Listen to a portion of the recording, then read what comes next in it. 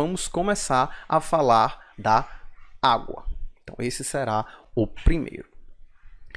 Como vocês sabem, a água é o componente mais abundante da matéria orgânica, dos seres vivos em geral, ainda que seja um componente inorgânico. E, pessoal, lembrem que quando nós buscamos vida em outros planetas, a primeira coisa que nós procuramos é a presença de água no estado líquido. Ou seja, a única forma da vida ocorrer, pelo menos a vida como conhecemos, é ter água em estado líquido. Ao passo que, por exemplo, qual é o maior deserto do planeta? Muita gente acha que é o Saara, um deserto quente, mas na verdade é a Antártica, um deserto gelado.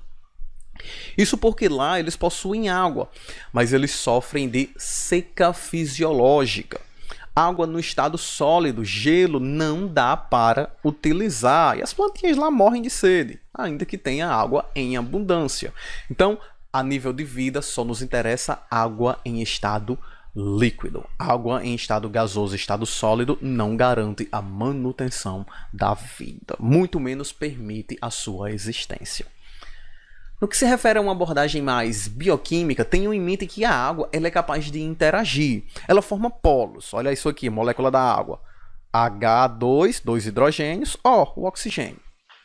O oxigênio ele forma, na molécula de água, ele forma uma carga negativa. É um átomo extremamente eletronegativo.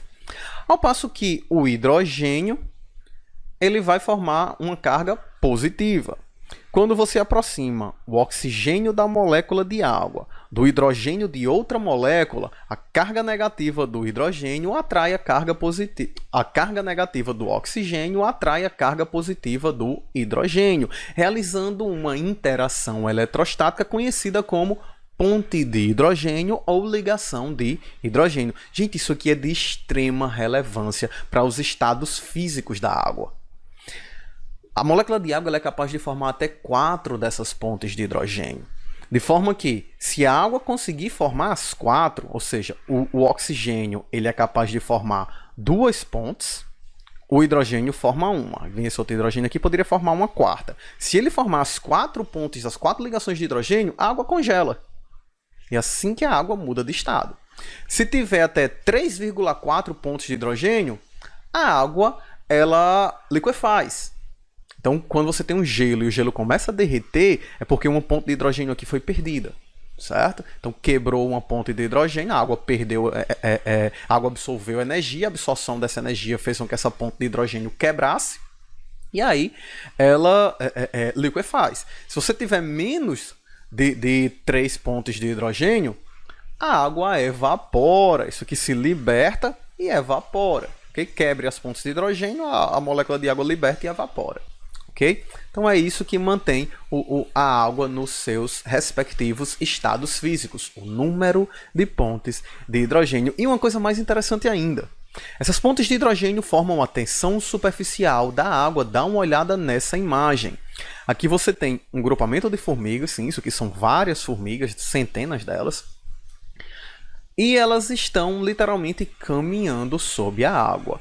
Isso porque elas possuem uma massa muito pequena e essa massa não é suficiente para romper a tensão superficial da água, e essa tensão superficial é formada pelas interações eletrostáticas de pontes de hidrogênio que acabamos de mencionar. Então é graças à tensão superficial formada por essa interação eletrostática que alguns insetinhos conseguem caminhar sobre a água. Falei insetos, ok? Criaturas desse tamanho aqui não conseguem fazer isso que vocês estão vendo, isso aqui é só uma montagem. Ok, pessoal? Aqui embaixo tinha uma placa de acrílico. Zoeira total, muita gente acreditou nisso.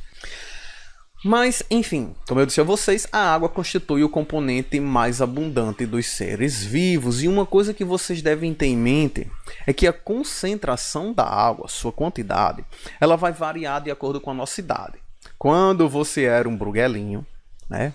Neném, uma criança, abaixo dos 3 anos de idade, a constituição média do seu corpo representava aí 85% de água, ou seja, variava de 80 a 90. Esse é um dos motivos pelo qual crianças são tão ativas. Vai tu, cuidar de uma criança, ela cansa a casa todinha. Isso porque quanto mais água você apresenta na sua constituição química, mais acelerado será o seu metabolismo. Então, daí a importância da concentração de água para a aceleração do metabolismo. Então, tá fazendo uma dieta? Quer perder peso? Uma das coisas que você tem que fazer é beber bastante água, certo? Senão seu metabolismo não acelera. E a passo que nós envelhecemos, passamos dos 3 anos, atingimos aí uma média de 75% de água, ou seja, varia de 70% a 80%. Você que está me assistindo deve estar aí entre os 3 anos e os 60 anos, né? Acredito que esteja mais ou menos por aí. Então, essa é a sua média de água. Se você é uma pessoa sedentária, paradona, bebe pouca água, você está aí por volta dos 70%. Se você é uma pessoa ativa, pratica muita atividade física, bebe bastante água, você deve estar próximo dos 80%. Ok? Dessa forma, temos então 75% ali, que é o ponto central, é a média, uma mediana. De fato que quando envelhecermos, quando chegarmos aí nos nossos 60 anos de idade mais ou menos, a quantidade de água no seu corpo ela vai cair para aproximadamente 54% somente. Esse é um dos motivos do envelhecimento, a perda da água. Ok, pessoal?